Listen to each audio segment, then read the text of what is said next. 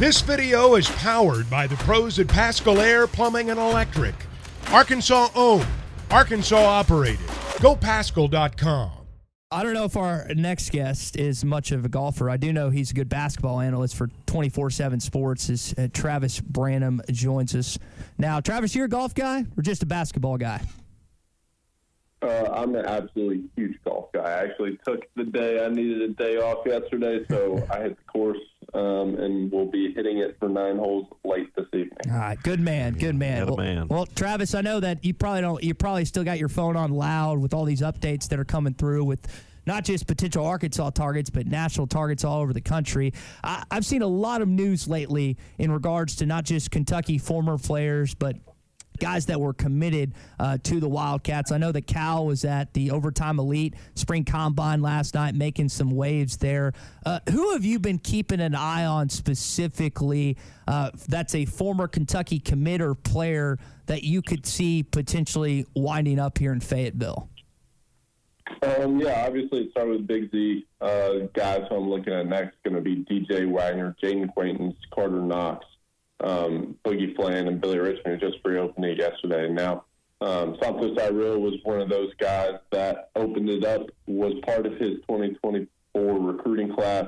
Now, I think his situation is a bit more open at this point in time, and wouldn't be a surprise to see him end up elsewhere. Jaden Acquaintance is also similarly going through the process, taking a visit to Louisville, or just took a visit to Louisville, trying to get my days right. But he's one that I know John Calipari would absolutely love to have. I don't know how much digging you guys have done into who Jaden Acquaintance is, but a top 10 player in the country, extremely talented and extremely young. Going to be a kid that has to play college basketball for 2 seasons. But Carter Knox, to me, seems like the most likely guarantee of a kid to follow him over to Arkansas from Kentucky. He coached his young older brother, Kevin Knox. Obviously got Carter committed not long ago back in March to Kentucky. And he was actually the very first to decommit from Kentucky shortly after all the news started breaking that John Calipari would be becoming a Razorback next season. Travis, is it like 99%? I mean, he's got Chicken Man in his bio. We know what John Tyson just did. I mean, what has to happen for him not to end up in Fayetteville, man?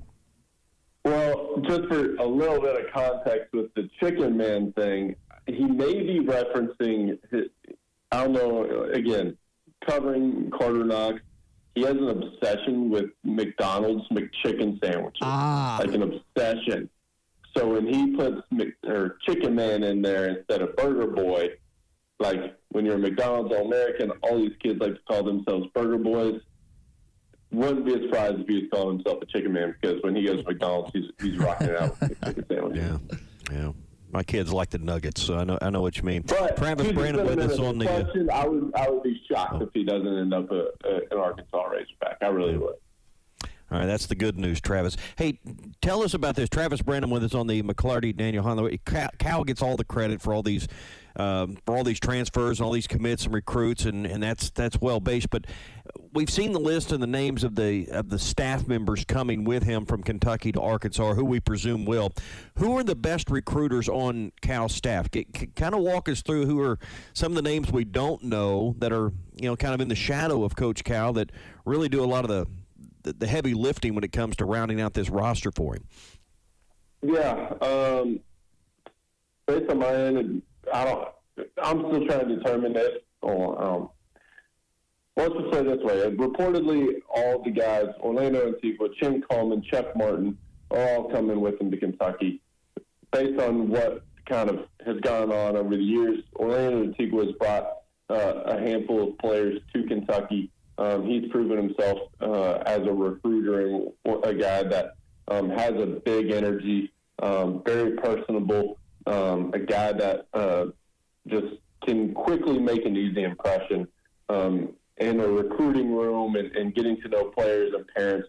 Chin Coleman he was only here for, when I say here, I live in Lexington.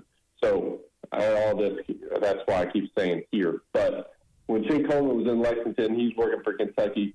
In 2-3 years, he did a really good job of going out and getting the high-level talent.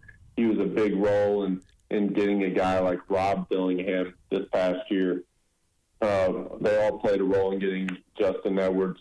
But he has proven himself pretty quickly to be able to recruit at a high level, especially in this era of this NIL transfer portal era. And then you have Chuck Martin, who's knows John Calipari, may not be this quote-unquote elite recruiter, but he's very versatile. He can bring a lot of different things to a college basketball program. He's recruited at South Carolina. He recruited at Indiana. He recruited at Oregon. So he's got a vast network and connections. And, again, that experience of going way back with John Calipari is very, very valuable to have as well. So, Travis, you mentioned you live in Lexington. Here's what I want to know. What's the mood like now for the Razorbacks? I mean, Kentucky and Arkansas has been a great rivalry back in the day, and Arkansas probably has always considered it more of a rival than maybe Kentucky has. What's the sentiment with the fans, and what's people feel on the street about Arkansas now that Calipari's in Fayetteville and not in Lexington? Is this going to be a saucy series moving forward from the Kentucky side now? Yeah, I would say the fans here are pretty fired up. One, they're really excited about Mark Pope, but two, they're very anxious to have John Calipari arrive in Lexington with Arkansas. I think a lot of people just kind of got jacked up the fact that he made this move from Kentucky to Arkansas, being in conference. So fans, with the way things went the last 4 or 5 years, just the mood on the street is a lot of people are just fired up. And when they come into Lexington, they're going to be as loud as they have been since Rick Pitino left for Louisville and he finally came into town and played Kentucky. Like, that's the environment, the scene that I imagine it'll be like in Rupp Arena when that happens. I can't wait. I think that might be – I had been to Lexington since Baylor played him back in the day. That might be worth the 9 or 10-hour car drive here from Arkansas. So we're talking with Travis Branham this morning via the McClarty Daniel hotline. He is a national basketball expert for 247 Sports. Travis, and you're going to have to help me with his last time. I saw the young man from Arizona just committed for Indiana yesterday. Was set to sound like visit Arkansas and then committed to Indiana. Who are some of the more high-profile kids out there right now that have still not decided on their next school? Yeah, I mean, there's over 1,700 players in the transfer portal right now, and only about 200 of them have committed.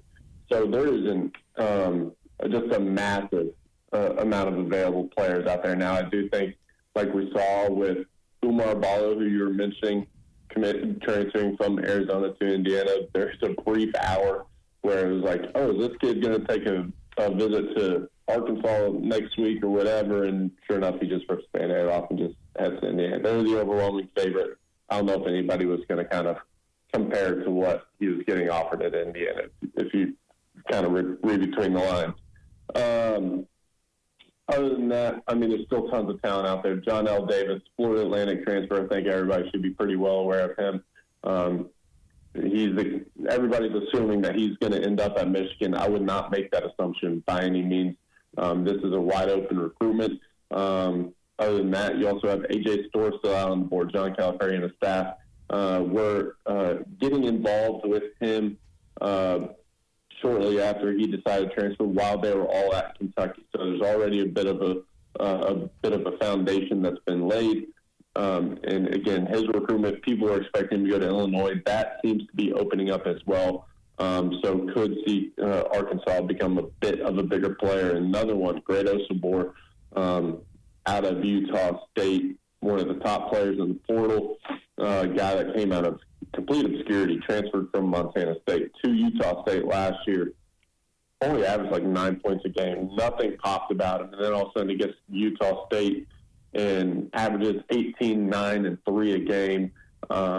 Just very skilled big man that can impact the game in a variety of ways, and just took the country by storm with just the impact he played out to be, and ended up being one of the top transfers in last year's transfer portal. Another guy that they're involved with at Kentucky before they left was Javon Small, Oklahoma State guard. Just a dynamic three-level scorer and playmaker who made his way to Oklahoma State last year out of East Carolina. And then lastly, another top transfer that I'll be looking at is, do they get involved with Cliff Omoruyi? They're involved with him again at Kentucky. And since they've made the move to Arkansas, Cliff's kind of recruitment continues to kind of almost, when he entered the portal, it was basically everybody's assumption that he'd end up somewhere like St. John's, maybe a UConn, somewhere in that New York tri-state area. But throughout the last, he's kind of been dragging this out. And so he's continued to hear from more schools and just appears to be more open than we thought. And so will John Calipari and this program go after a guy who can protect the rim with the best of them in the entire country and really just grab rebounds? Not the greatest offensive guy, but an absolute menace on that defensive end. Travis, last thing before we let you go, and we appreciate you making some time for us this morning with the transfer portal opening back up. I know you've been busy.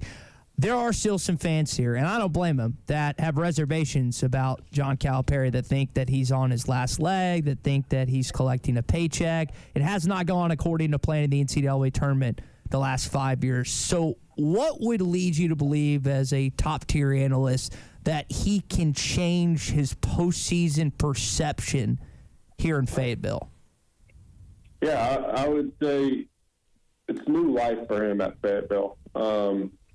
I would say things have just gotten a little bit, maybe stale is the right word, around Kentucky over the last 4 or 5 years since that COVID year, and then losing in the NCAA tournament the next 3 years, not making out the first round. I think now that he's in Arkansas, like, it's just new life, new opportunity, and also just an added boost of motivation for him to just get back after it and kind of go out there and end out on the right note. And also probably wants to, I would imagine he probably wants to beat Kentucky fans just as badly as they're going to want to beat him this year. So there's a lot of motivation, new energy, and again, new life that's going to get John Calipari going. You know he's going to recruit.